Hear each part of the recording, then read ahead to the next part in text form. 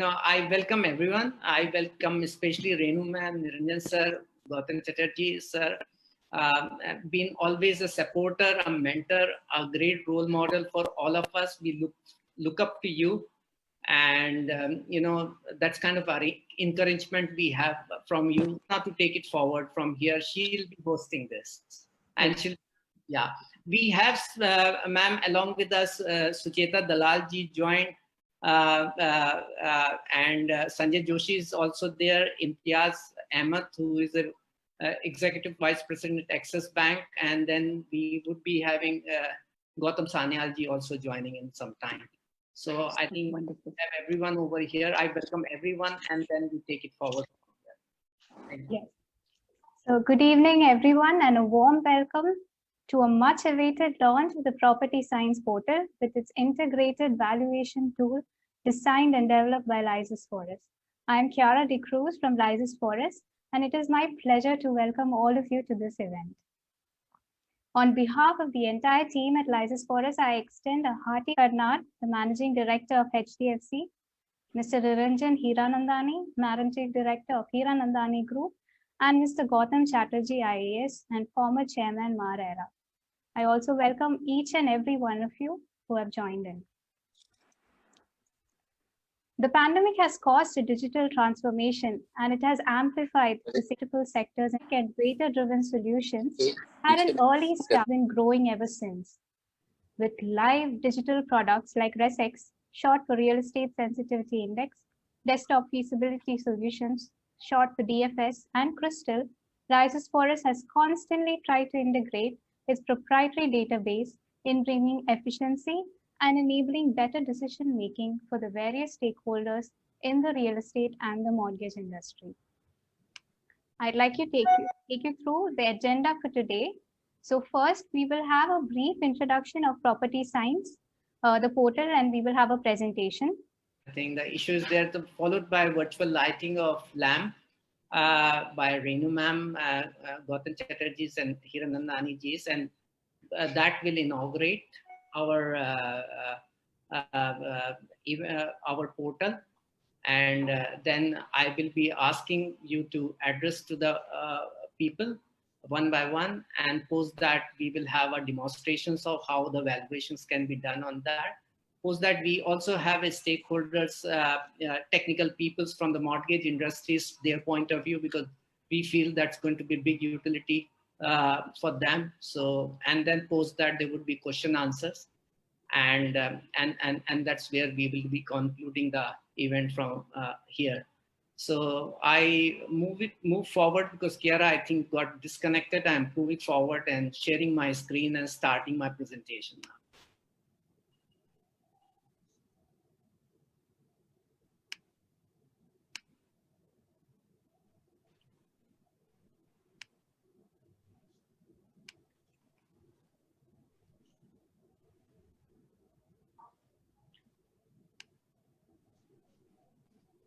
Is the screen visible?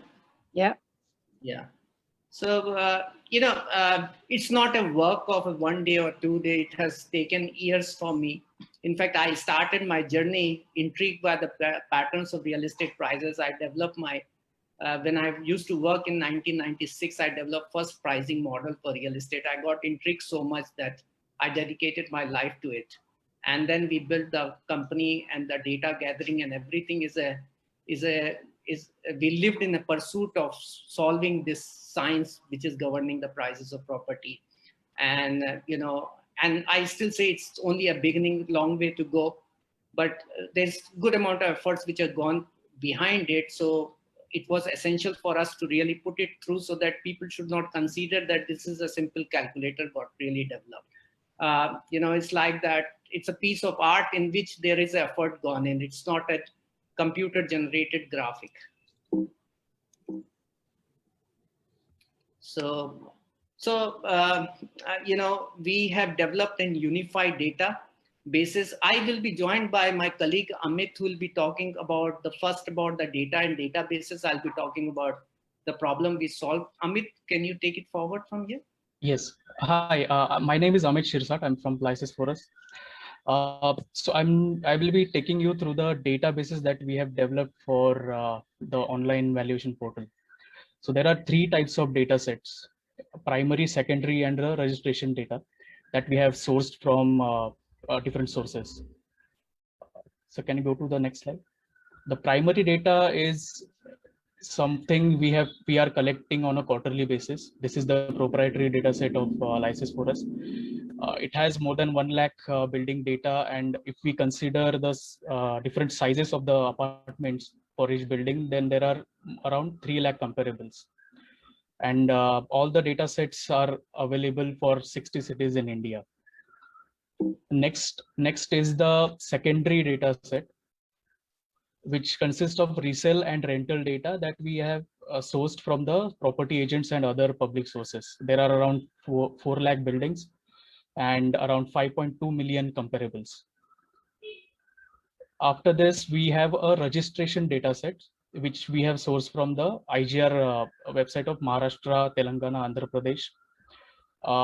Most of the data in Maharashtra is in vernacular language. So we had a lot of efforts in converting that into the English building names and using it into the comparables of our online portal.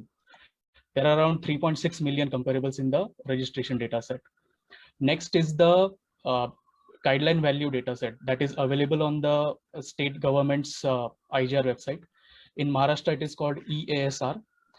And that data is not geocoded. So what we have done is basically there is a MahaBhunaksha website for all the states.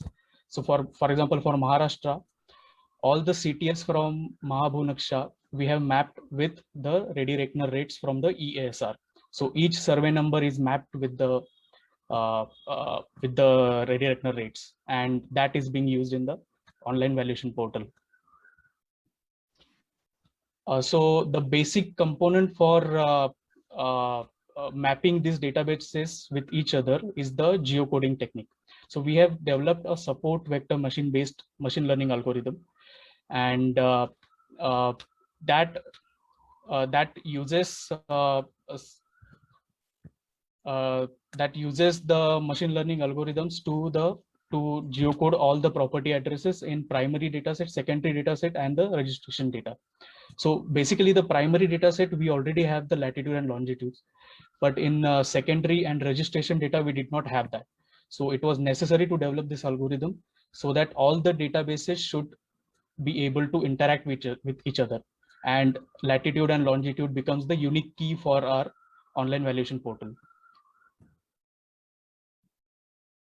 Yeah, there are several problems when it comes to valuation. So when we are getting the data, very important is that the property address mapping. So we looked at the data. We've been developing Residex for NHP. Is also the biggest problem comes is that the property address at the lender's level is not well defined. So as the secondary sources and many other sources, there is no uniform method of writing the property address. So it creates a major problem. So we worked on creating a machine learning algorithm to geocode the property address only based on that address text. We have done good success in this particular aspects. Second biggest thing was that, when you have got millions of the data and data coming from 2-3 different sources, and you have got subject property, how do you find the 3 and 5 most relevant comparables to do the valuations for those properties? So we created a recommendation engines that ranks and ranking algorithm to show the comparable in the descending order of the relevances. So we look at the subjects property and there are 2 quadrants, four quadrants we look at that the similar size of the property, similar age bracket of the property, and nearest property. And based on that, the ranking takes place and the comparables come forward. We also have integrated price correction risk. So it's not just the market value, but the scope of price correction risk in the market value. So we introduce a word or a phrase called productive value. So we have been learning about market value, but very essential for us to know the productive value, because the market can throw an irrational value which may take much longer time for a lender or a sellers to sell. So what is very important to find out what could be the productive values, which signifies that the price correction risk or stagnancy in the prices of that particular property. So we also have, as you mentioned, that we created a unified data sets to integrate the guideline values. So the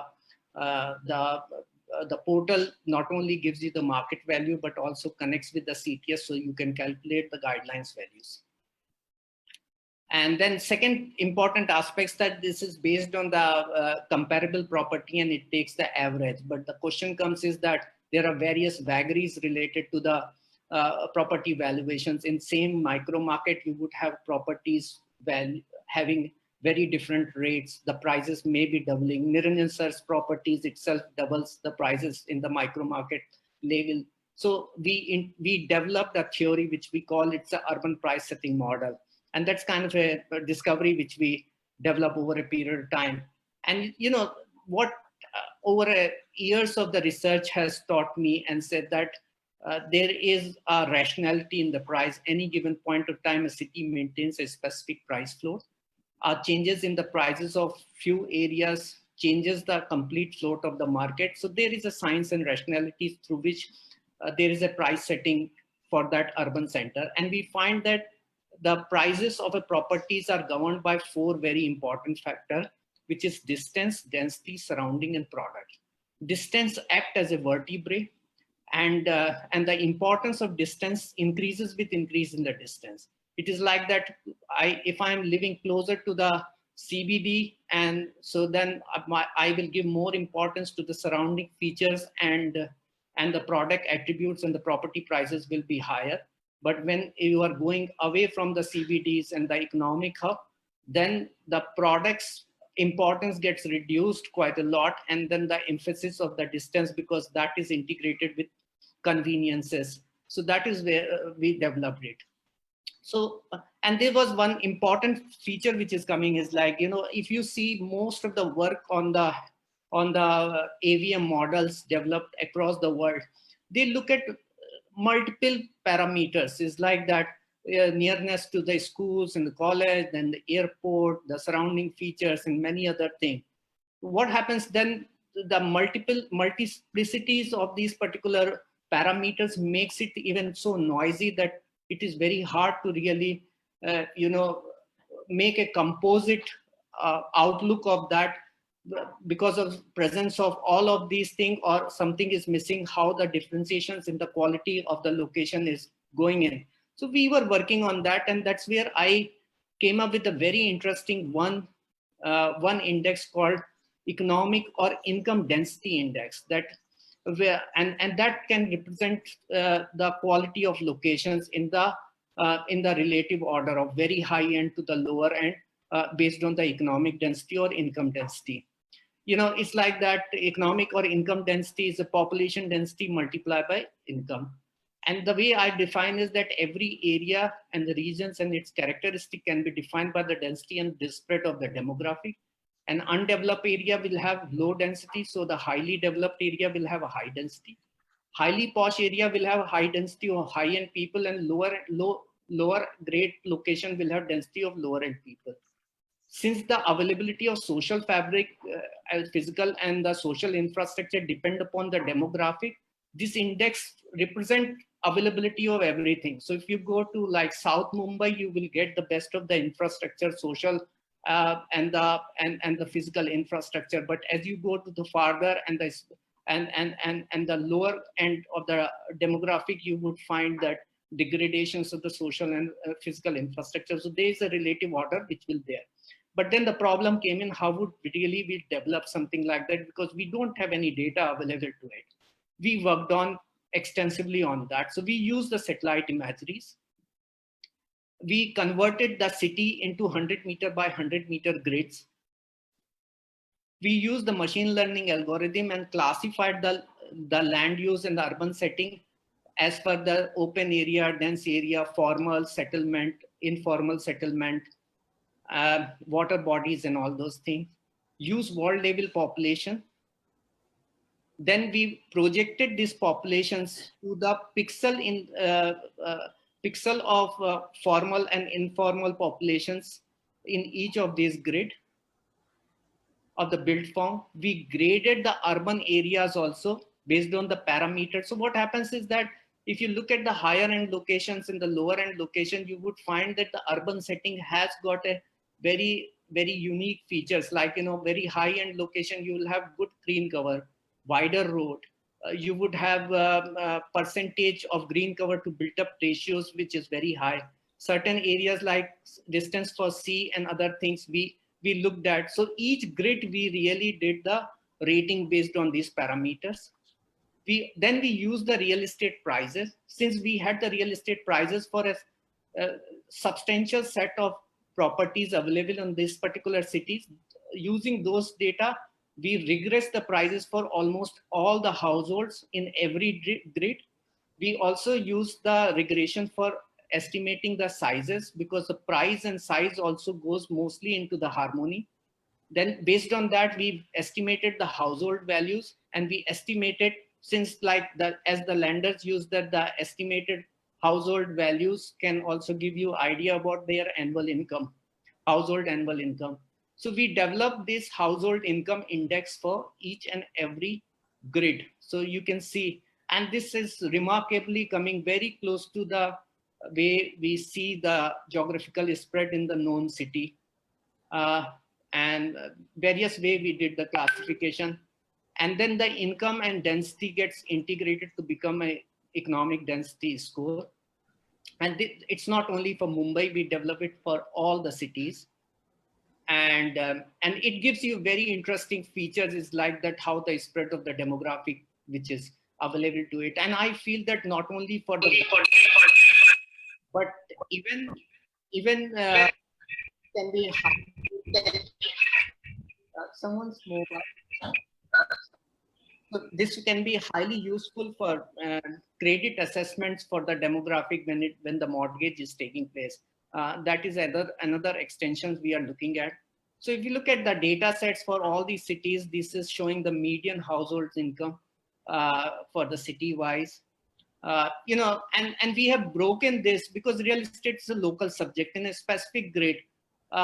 It's very like, we have the data available in the macro numbers, like below the poverty line, higher the poverty line, but it doesn't really show the demographic diffusions at a highly affluent to a lower end in the smaller bin and all those things. So we created 35 bins in which we distributed the demographics of the cities. And this can be done not only at the city level, but any micro grid. 1 hectare of the populations, we will be able to give you the estimations for that. And we use this. The idea was that, like, housing, we had the mostly apartment prices, and those are the property prices available. But in India, if you look at that, over 50 to 60% of the housing sales are in the form of independent houses and plots which people buy. And getting the data for lands is very difficult. We've been working for very long years, and we find very high correlations with the apartment prices and the available economic densities to predict the prices of land. We did it. It is throwing astonishing results. With time, as more data come in, it will become much more pronounced. And that's something which we did it. And so this is all I wanted to tell you, that what has gone behind making of property valuation portal. It's been many years of work. If Kiera has joined, then I ask her to take it forward from here. Yes. So thank you so much, sir, for the presentation. I'm sure everyone watching has been intrigued and is eager to experience the live interface of property science. So without any further ado, we shall proceed to the highlight of the day, the launch of property science. As much as the interface is digital, we shall have a virtual lighting of the lamp in solemnity. So I request Mrs. Renu Karnad, Mr. Niranjan Hiranandani, Mr. Gautam Chatterjee, and Mr. Pankaj Kapoor to click on the link that has been shared to you and light the lamp in solemnity. I did it? Yes. Yeah. That's very nice. Wow. I have done it too. I can't see Gautam's as yet. I can see. No, but I have got a thank you. Oh, now all three. Oh, Wow. fantastic. Yeah. This is beautiful. This is the first time for me. Lovely. No? So yes, everyone, propertyscience.com is live and open for all. Very good. Okay. So moving on, I now request each of the dignitaries to share a few words as they grace the event. We'll start with Srimati Renu Karnad. I'd like to first give an introduction. Mrs. Renu Karnad joined HDFC in 1978. She was inducted onto its board in 2000 and currently holds the position of Managing Director.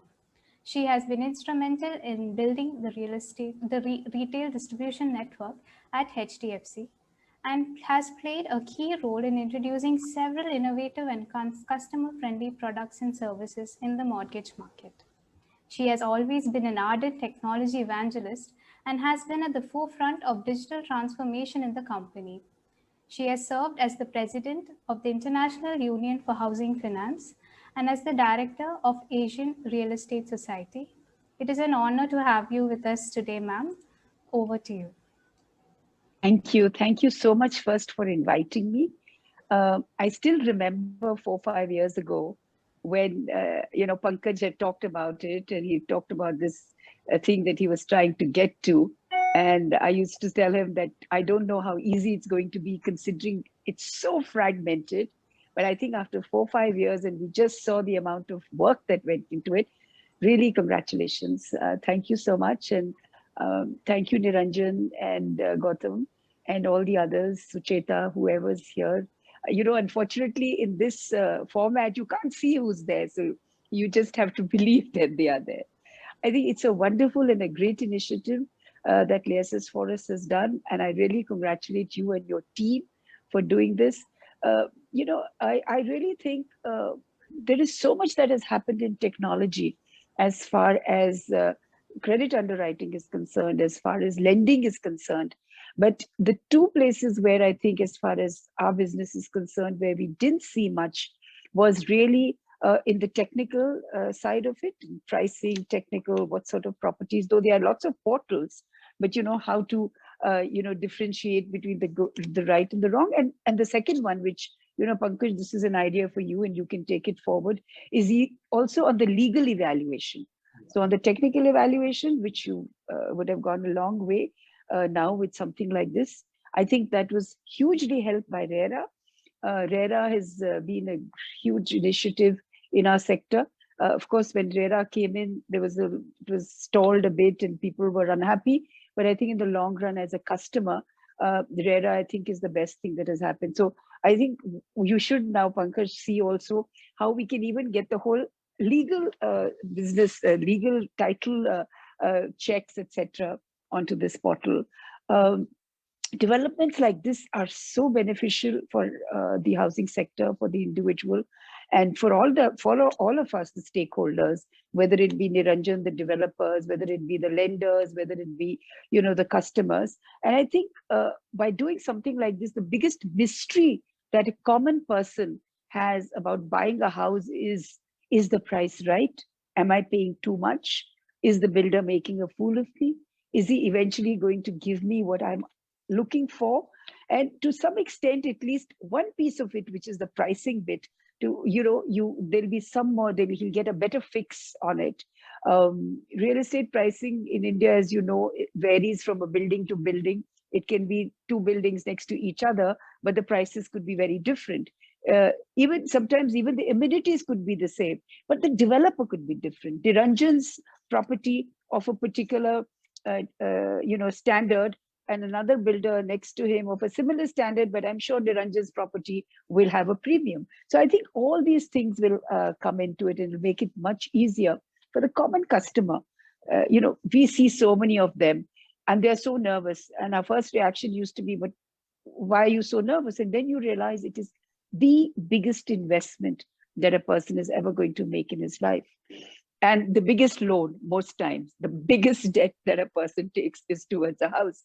So they're all scared, they are worried. I think this is really going to be very, very good for them. The other time is when they are buying something on resale, because resale is really a black box for most people, because you really can't understand based on how the property, how long it has been there, what has been the construction, when it was built 10, 15 years ago, what has the current owner done.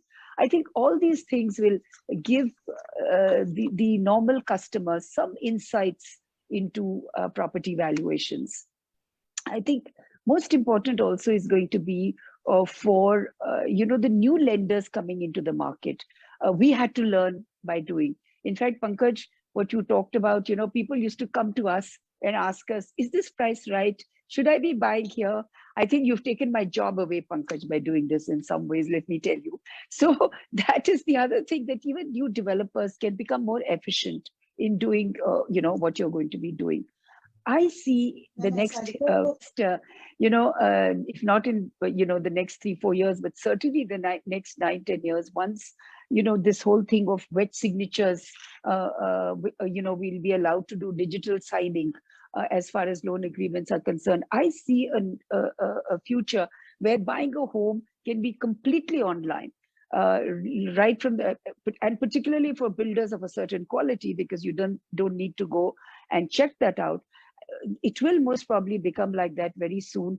I expect some of the real biggies, international biggies, wanting to get into it.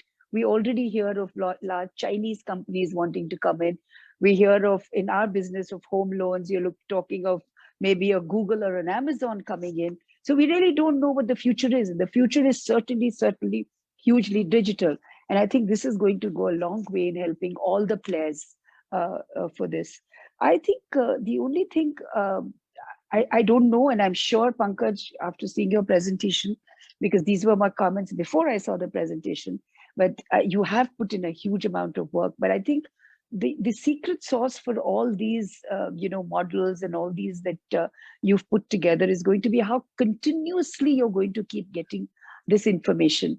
Your data sources have to be very reliable and have to be very continuous, because literally one pandemic like this must have completely changed, what valuations, were earlier and what valuations are today, or what the pricing is happening. So a lot of the data that you may have had, which was pre-COVID days, right, could completely skew it. So I'm sure you've built into the models, into the algorithms that you have. How will these very, very unusual situations actually change, the metrics and the numbers we're talking about? I only wanted to also say, you did mention that Liases Foras is in many, many locations. I think you mentioned 16 or something, but I don't know in how many locations you have this portal. The most important part, Pankaj, going forward will be for you to actually get into the second and the third tier cities, which is where I see a lot more sales happening. In HDFC, of course, the Bombays and Delhis will continue to grow, but the next big wave of growth, thanks to working from home, thanks to being able to operate remotely at least 3 or 4 days a week going forward, a lot of people might choose to stay in a location which is slightly further off from where the main jobs are. So how much of this have you broad-based it to include deeper geos and deeper geographies for this portal? I think that'll be very, very interesting for us to see. The other thing, Pankaj, is that there are a whole lot of these data sets that are available all over. In fact, maybe too many. And the veracity of it, how correct is that information, is something that you need to be very careful, because now remember, there's going to be this common innocent guy who's going to be looking at it and believing everything that he sees there. So where are you getting this data from? How correct it is also very, very important. I'm sure you've done all this, but going forward, to ensure the enrichment of data and the veracity of the data, according to me, is very, very good. So I don't know whether going forward there was a way by which you can create a central pool. One of the things that we miss a lot in this business is that there isn't enough information available anywhere at one location. So maybe you should then now start trying to see how you can power a central pool of all this data, once verified, which is then going to be available, something on the lines of Sarsai. Unfortunately, Sarsai didn't work as well as it should have. It did have the government push. It did have the government saying that all the lenders have to get onto it. Maybe the platform needs to be technologically upgraded. But Pankaj, that is a wonderful platform there for lenders, for even buyers to know whether this property is a charge has been created on that property. So I thought maybe something like that, if you could, look at as you grow this venture. But thank you so much for doing this. I really appreciate the work that has gone into it. And believe me, we will be your users. Okay. Thanks a lot. Bye. Thank you so much. Thank you so much. Thanks. Yeah. Thank you so much, ma'am, for those encouraging words. Next, I'd like to invite Mr. Niranjan Hiranandani, who has been a big supporter to Liases Foras from the start. Niranjan Hiranandani is the co-founder and managing director of Hiranandani Group of companies.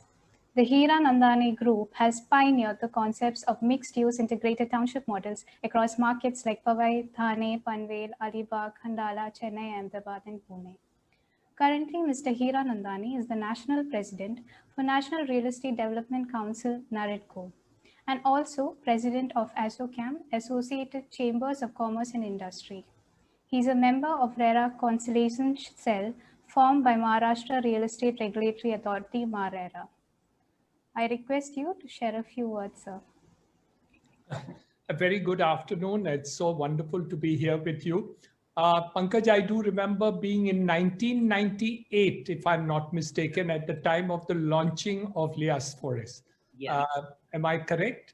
Absolutely, sir. Absolutely. Okay, so it was 1998. I thought could be 1999, but anyway, it's wonderful to see you grow in this journey so beautifully, so well, and have done a wonderful job. My heartiest congratulations to you on this wonderful thing that you have done.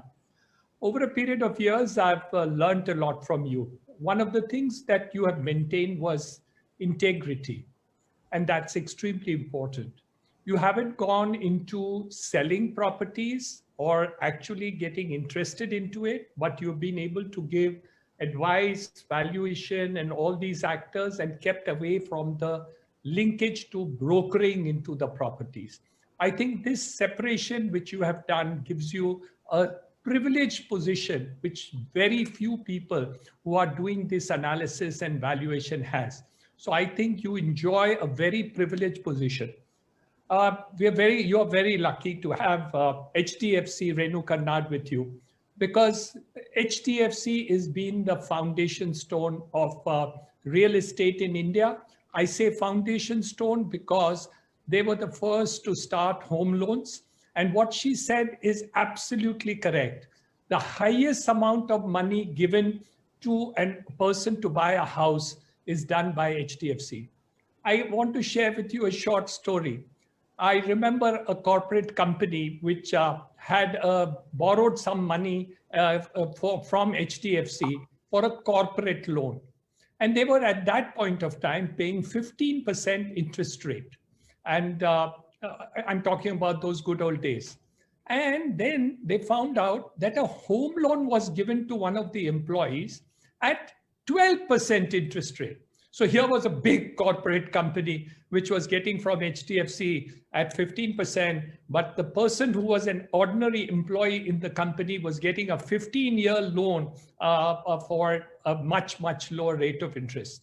This creation of home loan mortgages, actually, Renu, has been fantastic and really has serviced the nation and then caused a precedent which subsequently the other banks and financial institutions have really done a wonderful job. And today, when people, and you correctly said that people will ask HDFC, is this value correct? Is this developer correct? Is this location correct? Is it the right thing to do? And I'm sure they will rely on you. And Pankaj, you have to keep that same position of integrity, which has been built up by HDFC in Liases Foras, in order to see that people will rely on the valuations that you give into this. I love the complexity which you have made so simple. You have talked about primary data, secondary data, registration data.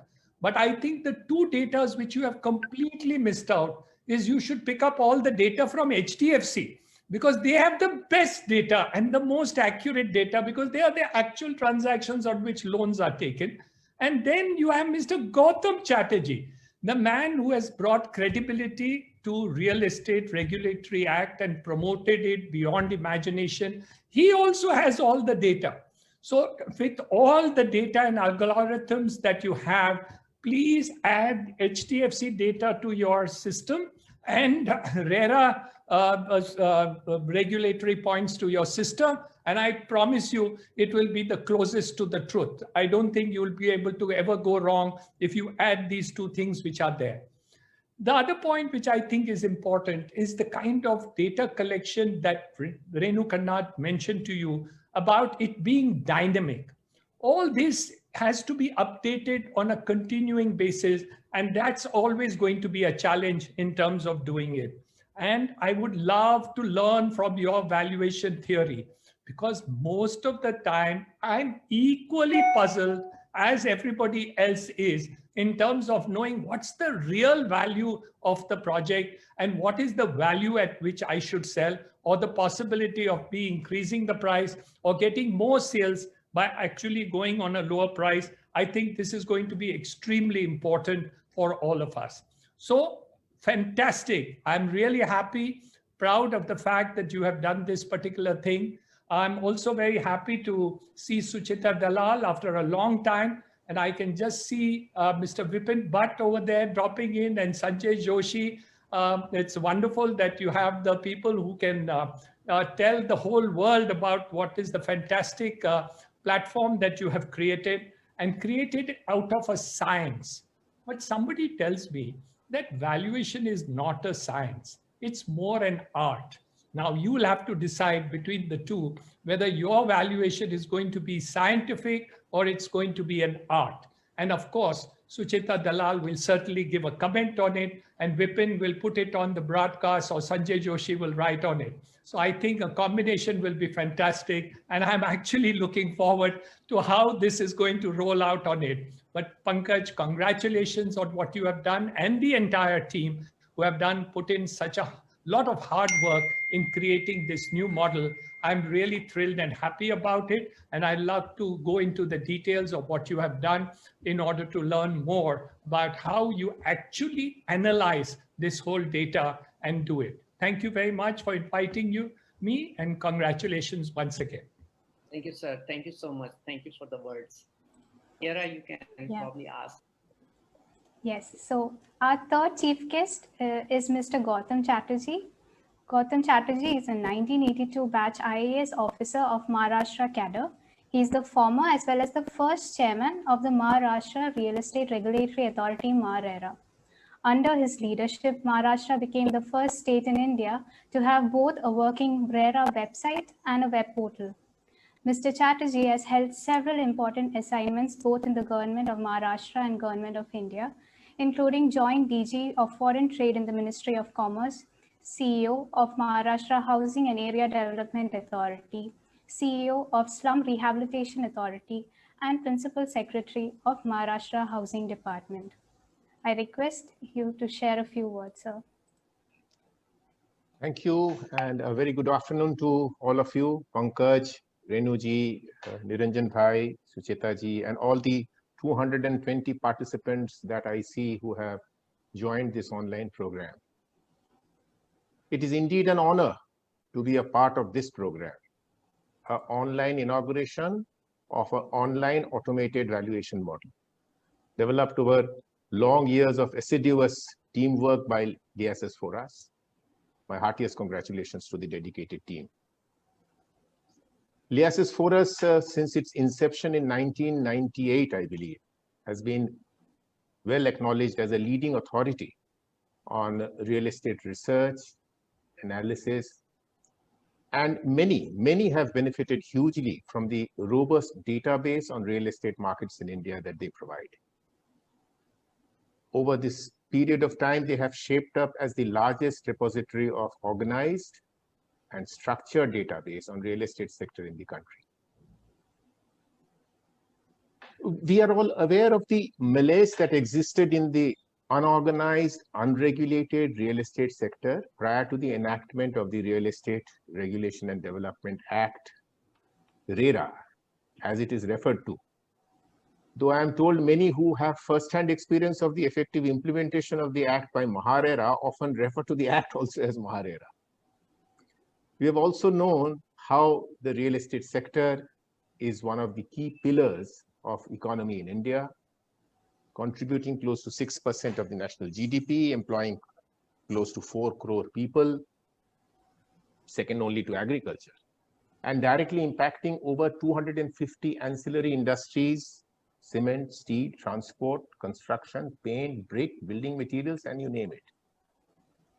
Though it has taken us 70 years, yes, 70 years after independence to bring in regulation in this immensely important sector, it was RERA that brought in this paradigm shift in the sector, and it has turned out to be a game changer too.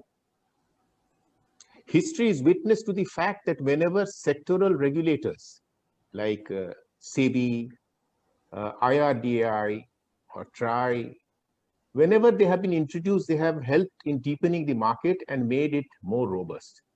The experience of real estate sector is also no different. I firmly believe and have reiterated over and over again that RERA aims at ushering in 3 T's. The first T being transparency, for removal of information asymmetry and opaque practices in the sector through online disclosures in public domain, bringing in accountability and fiscal discipline, and a culture of compliance among developers. And most importantly, empowering home buyer citizens to make informed choice. The second T, trust building by bridging trust deficit between promoters and buyers and providing speedy grievance redressal through mainly conciliation and also through quasi-judicial process. And third T, timely completion of real estate registered projects. And in this regard, I'm happy to note that the innovative initiatives of MahaRERA in creating ISO certified paperless, zero footfall automated office, introducing quality certification through MahaRERA's Form 2A, or skill development initiatives, or the GIS-based mapping, or the concept of self-regulatory organization, SRO, for bringing professionalism in promoters are all path-breaking. Unprofessional, fly-by-night operators would soon be a thing of the past. The transformation in the real estate sector is already quite evident. One of the key transformations which RERA has brought in through its first T, that is transparency in information and transactions.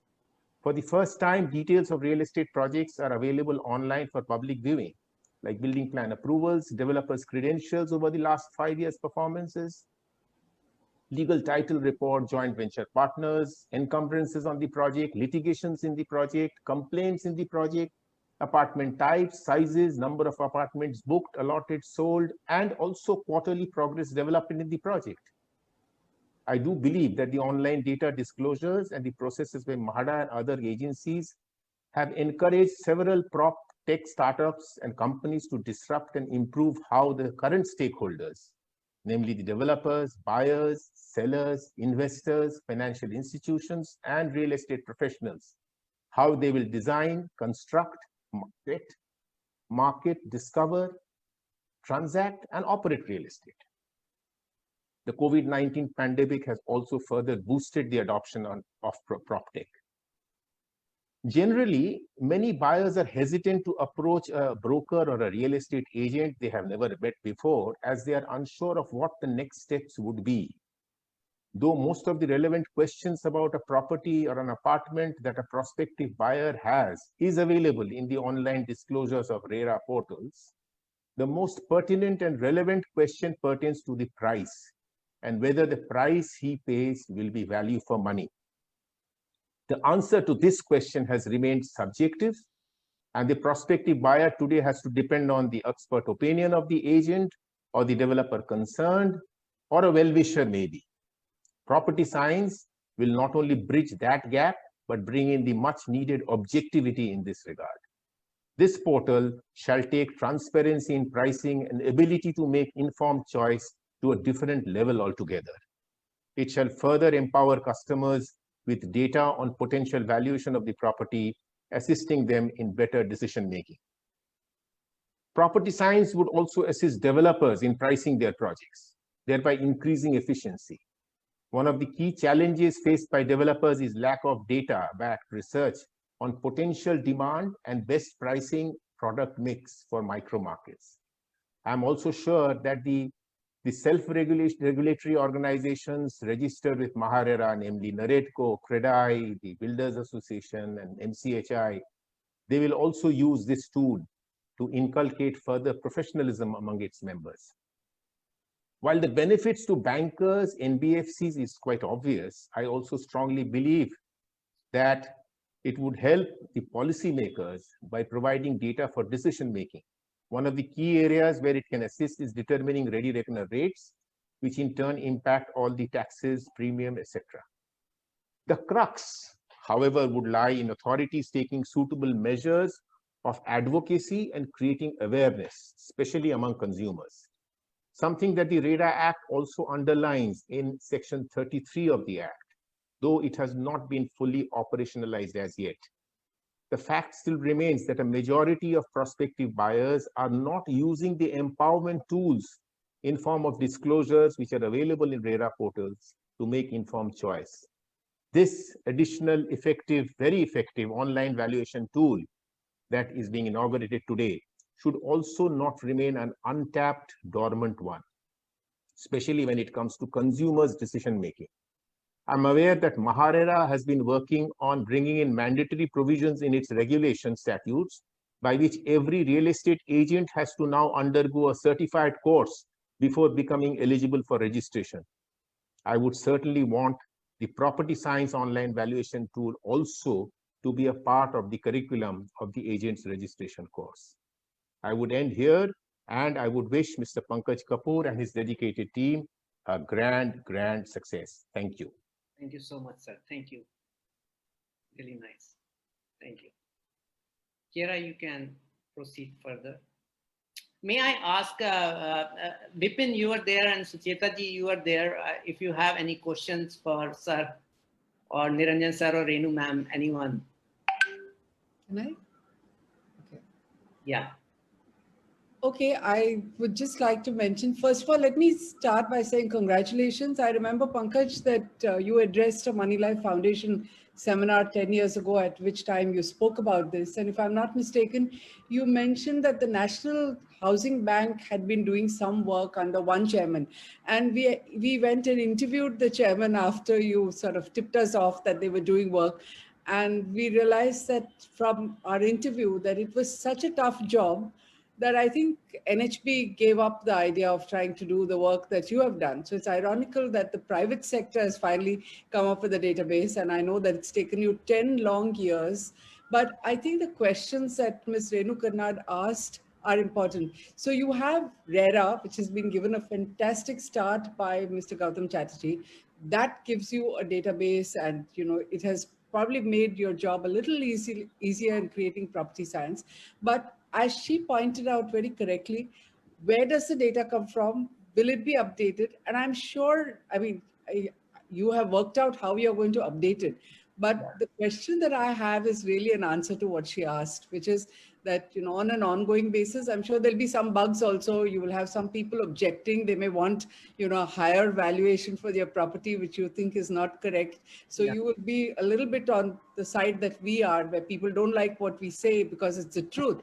But, I'm just curious how you're going to deal with it and what are the answers to the questions that Ms. Karnad raised. Yeah, a couple of things, like she mentioned that the number of cities, we have touched 60 cities, 60, and in fact, which include quite a lot of tier 2 cities.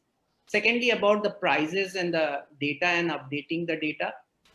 We have been, for primary data, we have been updating since 2007 on quarterly basis. Secondary and the registration data is updated on daily basis. Okay, as and when the records are available, which will keep on really getting updated. And we use good amount of regression. So you have got some pool of the data which comes in, and based on that, the other pool which is not getting transacted, the value is assigned to that particular thing. So that is where the constant updations of the data which continues in that manner. Third point, which is Renu ma'am also mentioned to it, is that price has a huge variances, like, and its opinion, and there are various data sets available. I'm saying that there is no data set which can be considered as truthfully and sacrosanct available. Whether it is RERA data, sir is sitting over there, even the bank HFC's data, we have been developing Residex for NHB. We see the registration data because cash check component is available. So you can't really use that particular data for pricing. And then secondary data, because the brokers and other people, they abuse some of these data. So that is where the technology, science, and analytics comes in place, is that you bring the data from 4 different levels for adjudicating the prices, and you see where it is converging. So what we do is, at any given point of time, like, the world doesn't know that, and there's no right price of a property. It is in the mind of buyer and sellers. Okay, what we need to see that where it is converging. So we gone in for that particular framework of it, because we realized that in the secondary data we can't use it, valuation data we can't use it, we can't use it, secondary like registration data also, because it has a huge variances available to from all the levels. So important is, like, we use the word called k-mean clustering in the analytics. Like, you plot all these data, and then you say that which are the sets of the data are converging, which point is converging, and you take an average of that, and you say that most likely price of that particular property is this. I think this is the level we have touched right now. And the way we are seeing that, as we continue gathering more and more data, we will see a much better convergence and much more clustering, and will be much closer to the reality. Yeah, Vipin. Yeah, so my digital hand is already raised there, but now after Sucheta ji, my real hand is here. So first of all, congratulations, Pankaj ji, for this new thing, and which is really very consumer oriented, something from Liases Foras, which is directly connected to the consumer.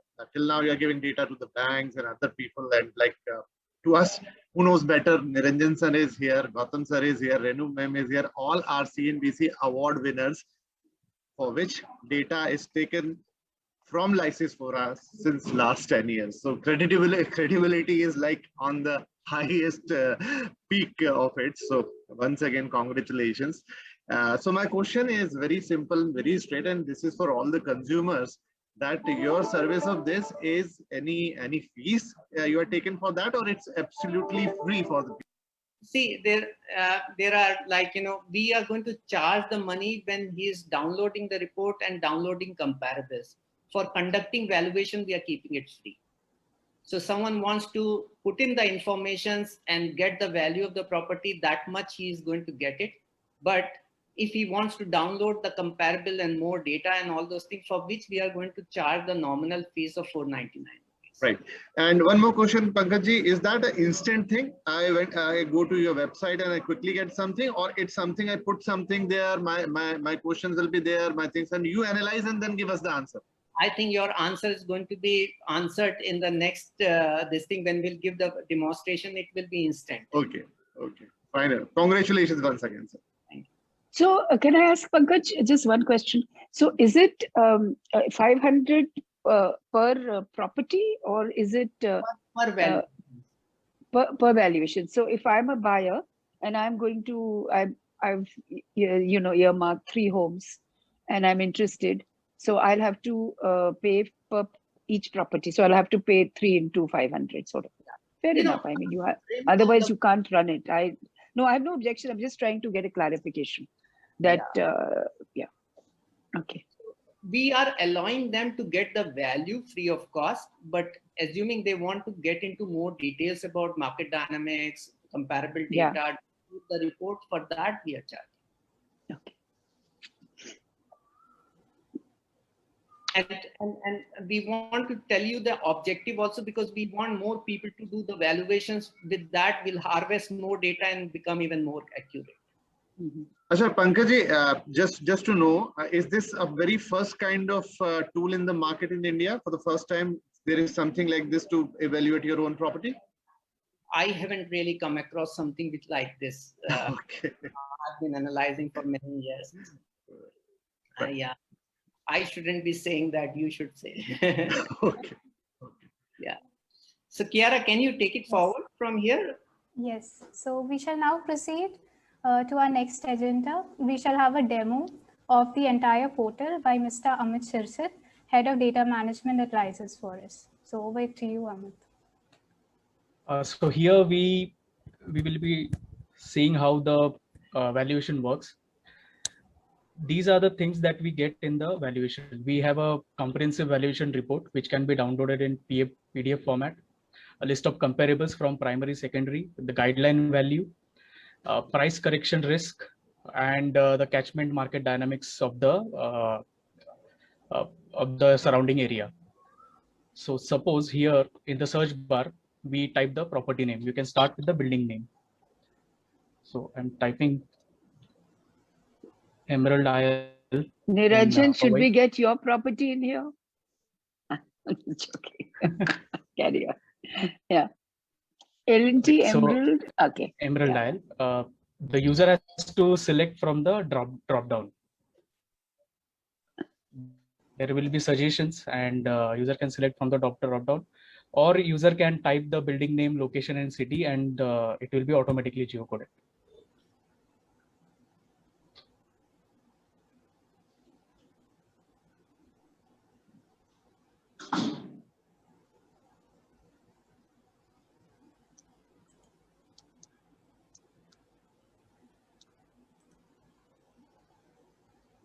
Pankaj, are you crossing your fingers? I am. That always happens. It always. Whenever you make a presentation in a situation like this, you always are. Yeah. So we can get it open. So for Emerald Isle, there will be three options. You can select from apartment, independent house, or land. Emerald Isle is an apartment building, so we are selecting the apartment. Here we can put the unit size, that is 969, and what is the type of the area. 24 floors are there, out of which our property suppose is on the 4th floor. User also can fill up is the parking chargeable, additional PLC is there or not, what is the property age and all that. According to that, the valuation will change. So here you can see the comparables. Sorry, yeah, here.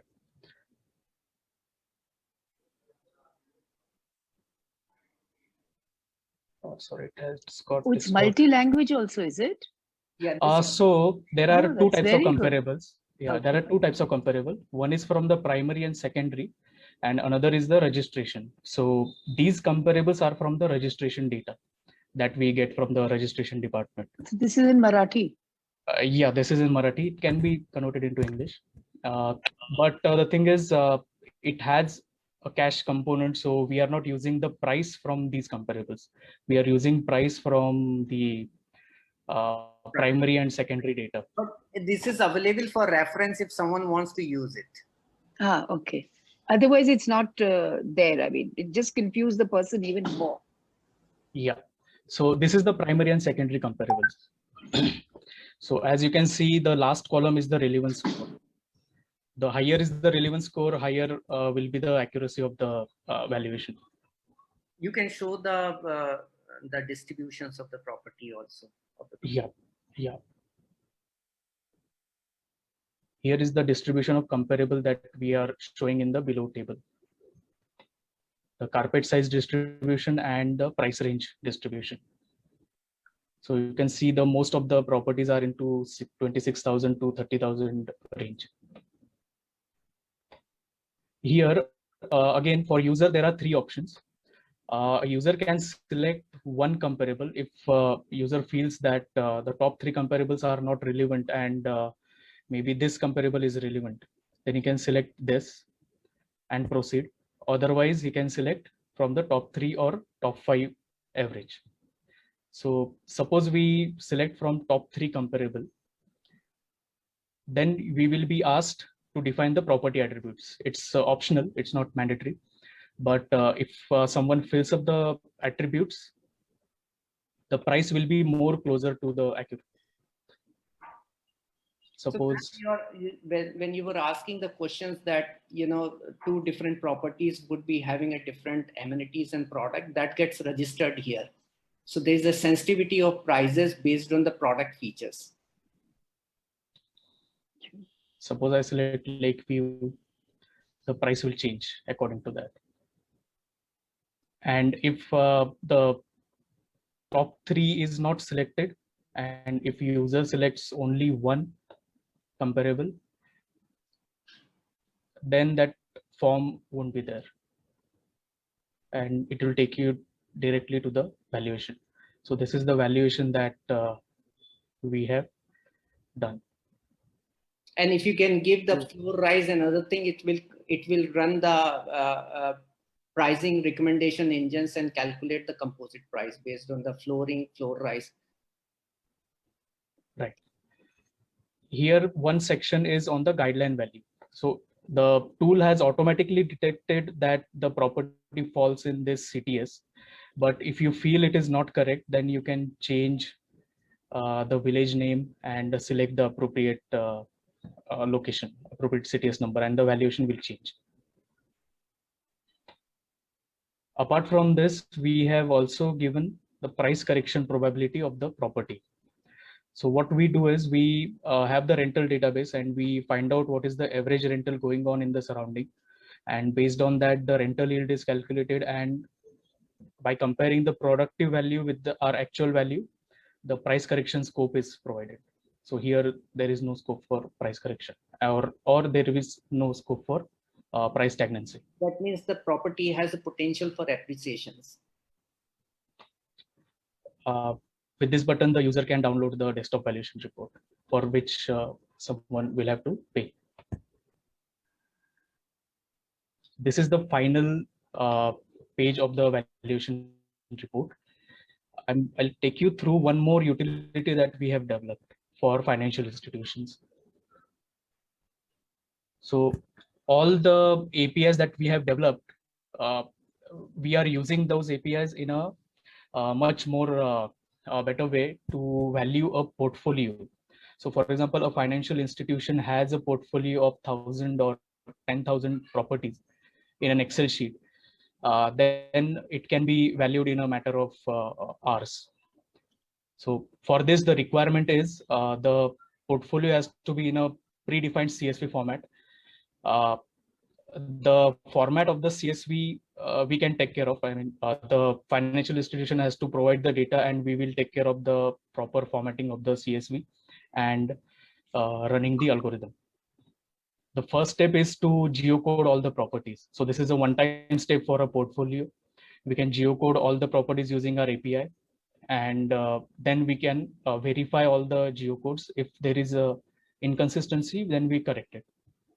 Once the geocoding is done, again the valuation API is run for all the properties, and all the valuations is populated for each of the property.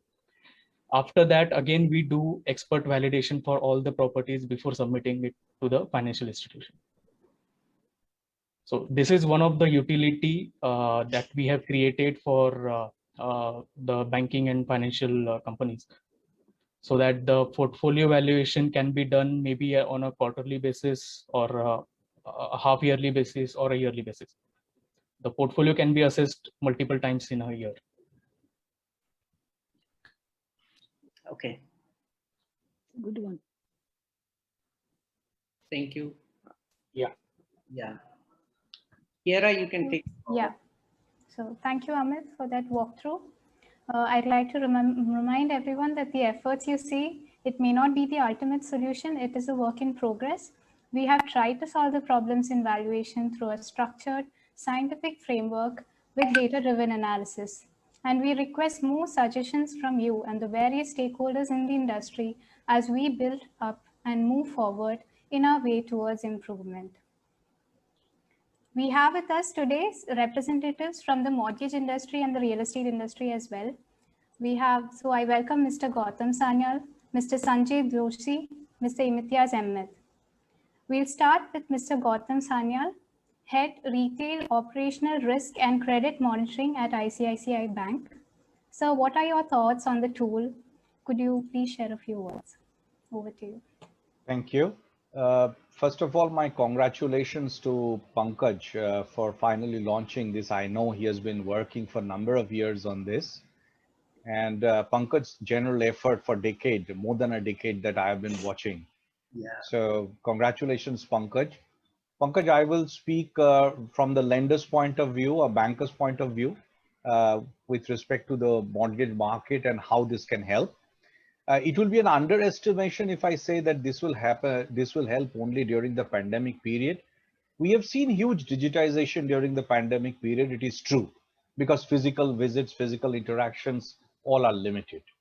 But I think it's much beyond this. The digitization and the expectation of customers over a period of time, the turnaround time expected from the different service providers, including the lenders, have completely changed. So with respect to that, I believe that it's a very important initiative. The physical leg, if at a certain level of maturity we can eliminate to a certain extent or to a great extent, then it will all help in the quick turnaround time and a better service to the customer. Also, when you look at the individual, your service of providing the individual report, when somebody is buying a property, so people have very few options of getting the property valuation done independently. So these also provides a great opportunity for the customers to have their property valued independently. From our point of view, from lenders' point of view, I think it is not only the pandemic, as I said, it's a long-term journey in which a customer will get a better turnaround time, and the experience will be an excellent experience, which I think is delayed by a couple of days at least currently in terms of physical valuation. The possibility is actually enormous. This, if properly done and evolved to a certain extent, it will eliminate the inconsistency that we see between different valuers. So the consistency will come in. And second, that with more and more data, the accuracy will also improve. I also believe that as the model evolves, the use of AI and ML, which is used to a great extent in many different areas of banking, finance, and other industries today, will also come into play into this. And as you use more and more data, the model becomes more and more accurate. And what we need to do also is factor in, Pankaj, you know, the qualitative or the quality aspect of properties, which was classically missed in the valuation process often. So as and when the more data for the property quality comes in, and we need to capture those qualitative aspects of the data, those data elements which can enrich this machine learning or artificial intelligence models in future. So your valuation, this valuation approach will become more and more accurate. It's a great initiative, and I believe this accuracy and consistency, along with a quick turnaround, will bring in an entire change and a different customer experience from the lender side. Of course, lenders like us will stand to benefit, because if customer gets a wonderful experience from us, then we will have more business opportunities and we will have a better feedback from the customer. So I think these are the few things apart from the cost saving that one may have, which I'm not emphasizing, but it's also a significant element of the whole thing. But yes, we need to come together. Probably many industry players need to come together in order to contribute the data together. If you can pull up data at the industry level, possibly you will quickly get to the accuracy and consistency, which will make it a winning solution. And possibly a time will come when the physical leg will become less important, and such a desktop valuation model or an online portal will become more important and acceptable to both lenders, customer, as well as individuals who want to get their property valued. Thank you, Pankaj, for this great initiative. Wish you all the best. Thank you so much. Thank you, Sanyal sir. Always encouraging us. Thank you so much, sir. Thank you, sir. Next, I'd like to ask Mr. Sanjay Joshi, who's the Additional Senior General Manager and the Regional Business Head at HDFC Limited, to share his viewpoints on the same. Yeah, thank you, Pankaj, for inviting me here. And it's my pleasure to be part of this event. On behalf of my team at HDFC and me personally, let me first congratulate you for putting up this wonderful platform, and which I'm sure going to help all of us. I know Pankaj, you for many years, and we worked together, including that Residex committee. And I know your commitment for analyzing data. I think you have been wonderful. And I must say there are very few reliable data sources in India. And I think you're one of them. And I'm sure this platform is going to help the entire industry. Let me give you a perspective of this platform. And if you look at the way the housing market is expanding in India, besides representation, low mortgage to GDP, about 12%, compared to our peers at 25-30 in the Southeast Asia and maybe 60% plus in European countries. And this 12% also, I think is last 20 years, we just moved from 4 to 12, a huge potential for housing market to grow. When the housing market will grow, so the housing finance and the valuation is, I think, backbone for any good portfolio. So we look forward for this number. If you look at the property purchasing power is also very reasonable. So people, I think, is the right time, and people will use this valuation module to decide whether they should buy. Government incentives on this is only going to help us in expanding this market. If you look at from the institution angle, more and more housing finance companies are coming into play for the simple reason because they feel that this is the safest business. But I would not say that this is the safest. This is a safe business. This is not the safest for the simple reason because if you don't evaluate the customer profile and the valuation of the property, I think you're in a big risk. And we have seen some of this happening with some of the institutions. Then valuation is not correctly done. So valuation will be a key player and a foundation for any housing finance company or any industry to do well. Now, valuation, in my view, is a combination of knowledge, data, and understanding of the market, local bylaws. This can't be learned overnight. And I think, as you said, that you have worked for nearly 20 years to come at this level. I think this is probably needed.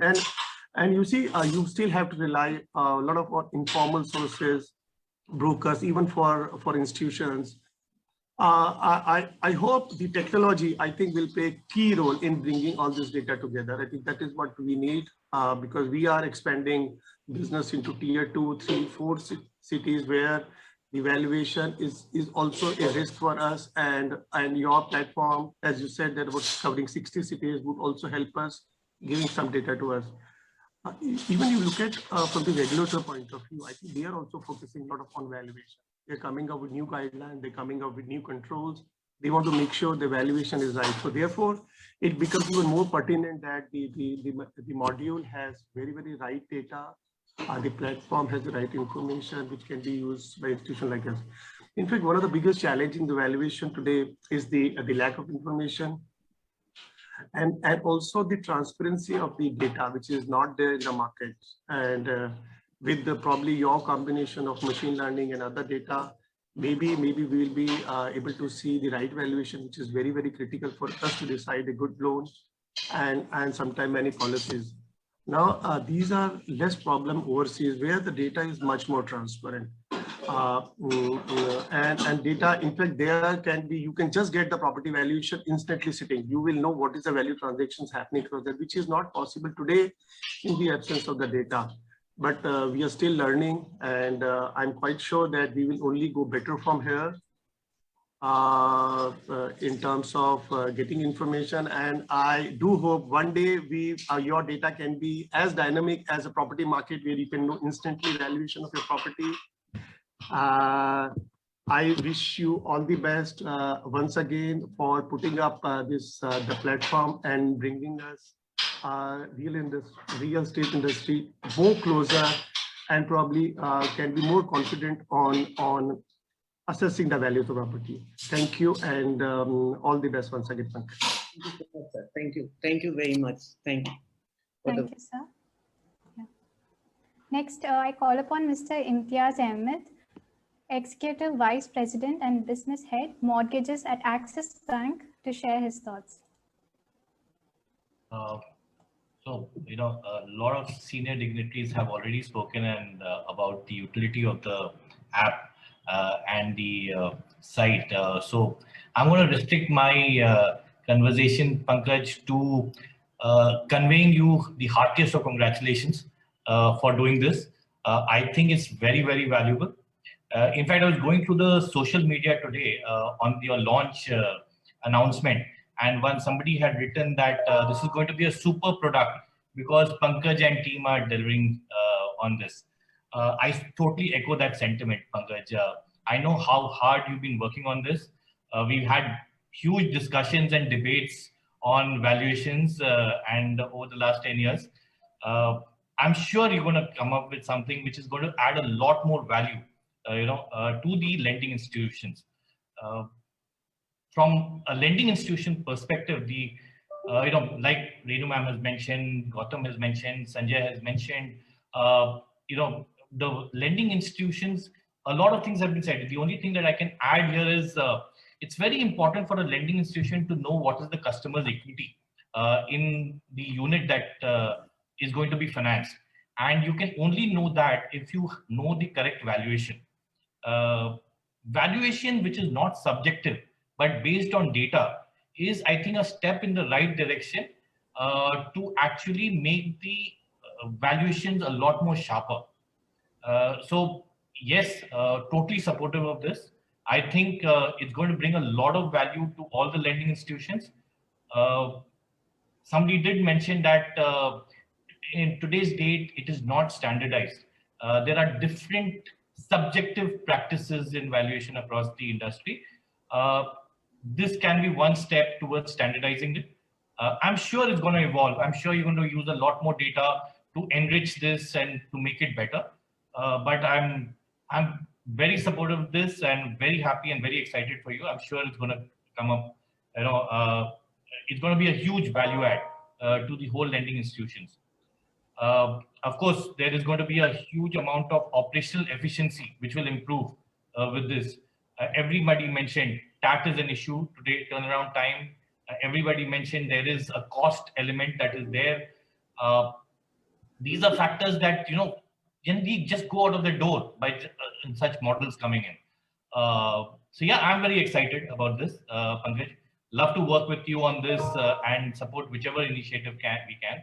And as an industry, if we can come out together and actually provide, certain valuations which can add value to the to all the lending institutions, pretty supportive. But as of right now, pretty excited for you, Pankaj. Great to see your dream come true and that your website is on. So heartiest congratulations and all the best for the future. Yeah. Renu ma'am, since you are there and Imtiaz and Gautam, everyone is there from the mortgage industry, and you did mention about creating a central repository. I would probably consider this as a platform to probably request, I am there to work. I'm saying that you initiate it and I'm going to be there. I'll make it big. Let's have a conversation on that. And then we can take it forward. All three lending institutions are there, and there is one soldier for them. Okay, thank you. Thank you so much. Thank you. All the best. Yeah. Yeah. Thank you, Pankaj. All the best again. Yeah, thank you. Take care. Okay. All the best, Pankaj. All the best. Thank you. Yeah. Yeah. Okay. Yeah, Kiara. Yes. So we also have with us Mr. Sunil Bajaj, who has over 30 years of experience in real estate consulting. Sir, what are your views on the property science portal, and how do you think brokers and real estate agents can make better use of this property science portal? A short question.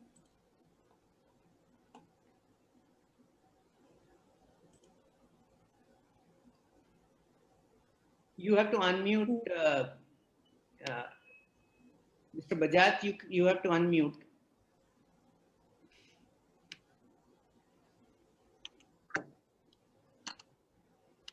Maybe he's not there. No, he's there, but I think he's... No, I mean, not... Yes.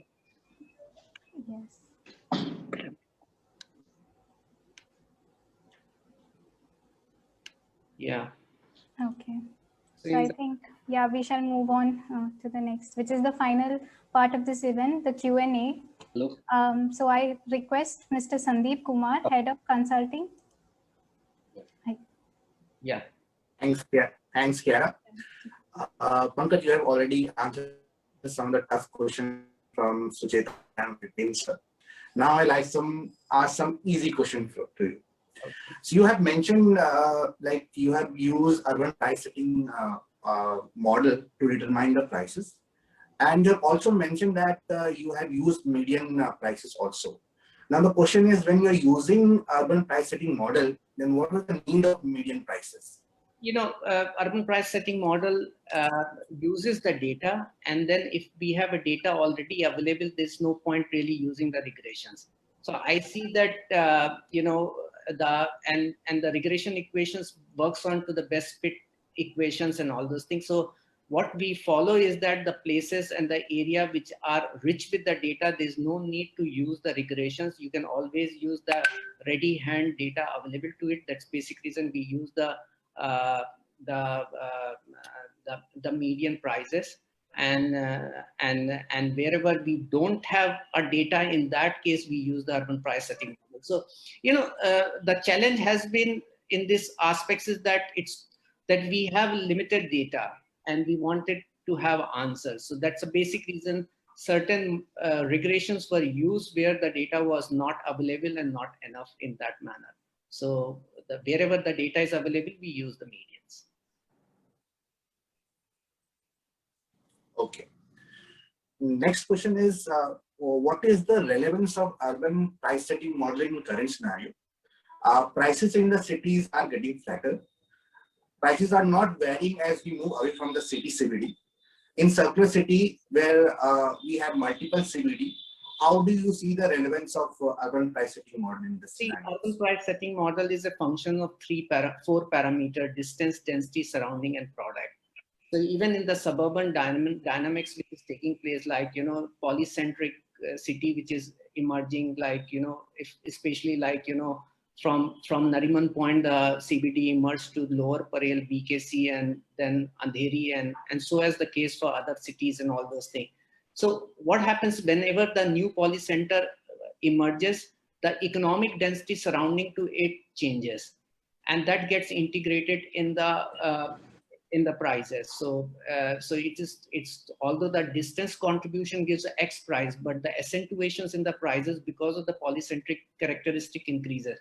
Second is that we can have one equation for one urban center like MMR, and we can have a multiple equations for micro centers also. So it will work. So it's an urban price setting model which works on to multi-dimensional equations. They can be one equation, and and in case if it is not giving justified answer, then we break it into the smaller urban sector. Like in Delhi NCR, you can't really have one equations to predict the prices for Noida and Gurgaon and other places. For that, whenever it is functioning, we consider that. Yeah. Okay. During our demo session, we had seen that many of quality parameters were used to determine the prices. Now, suppose a consumer does not have all this information related to quality parameter, then what kind of variation in the valuation we can see? And can we put some kind of factor to arrive at correct valuation? I'm saying that this is what is the problem. Everyone talked about Sanjay ji and everyone like, quality parameter, the attributes in the data is not available. Property science, frankly speaking, if more data and more people will start using and start populating, then those quality attributes will get tabulated for the future database. Right now, it is not there.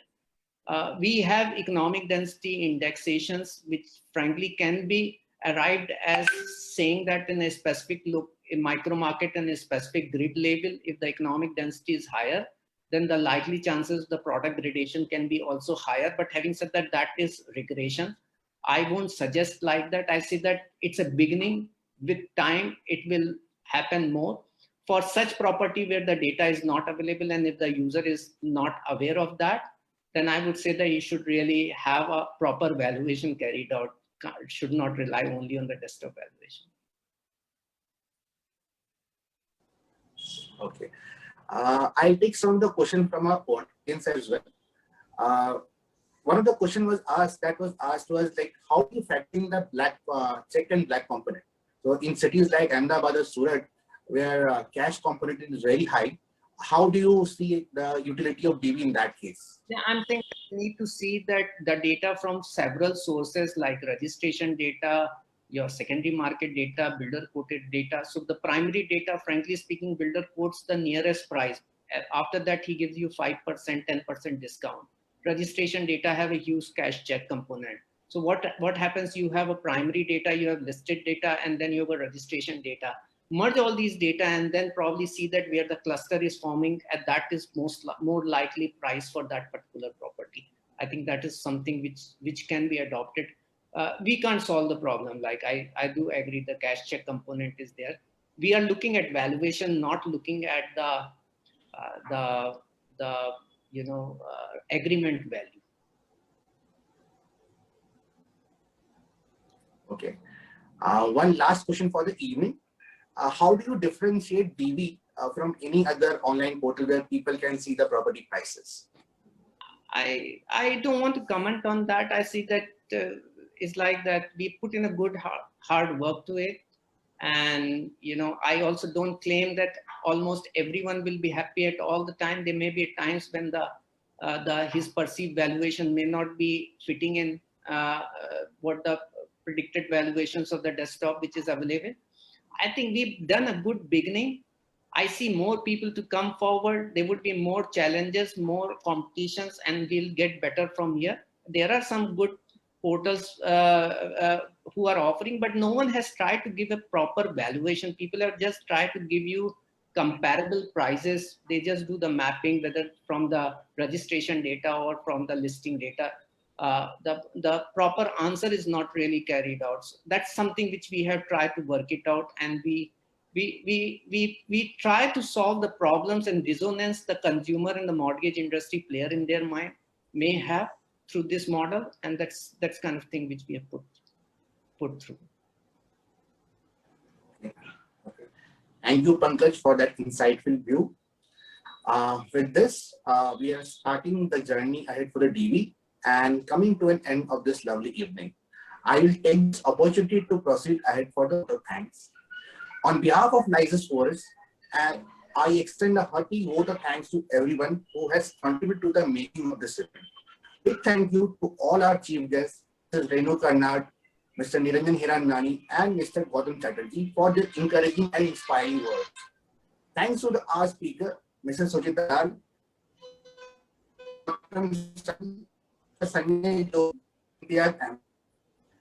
for sharing point of perspective that had powerful in our hand. Sandeep, we can't hear you. That we have request of art. Yeah. Sandy, we can't hear you. I am going to really add all the speakers who have come and joined. Renu ma'am especially have been big support all through the live. Niranjan sir, Gautam sir, Sanjay ji, Imtiaz, Gautam Sanyal ji, and Sucheta ji, who has been such a big mentor and supporter for us for long period of time. Sunil Bajaj, everyone. And more than that, I also want support or say vote of thanks to my own colleagues, like including Sandeep, Amit, Arul. Arul worked whole night yesterday because some problem was coming in that. So my whole team has worked, and I'm really inundated to everyone. I'm probably the very lucky person in this world, being loved by everyone so much. Thank you so much. Ma'am, thank you so much. Special thanks to you and Niranjan sir and Gautam sir. Thank you. Thank you so much. All the best, Pankaj. All the best. Thank you. Thank you, Bye. Pankaj. All the best. Everybody. Thank you, Pankaj. All the best. Thanks. Is now open. I request everyone to try deriving the value of any property and to get in touch with us with your feedback. Arul wants to see the fix also.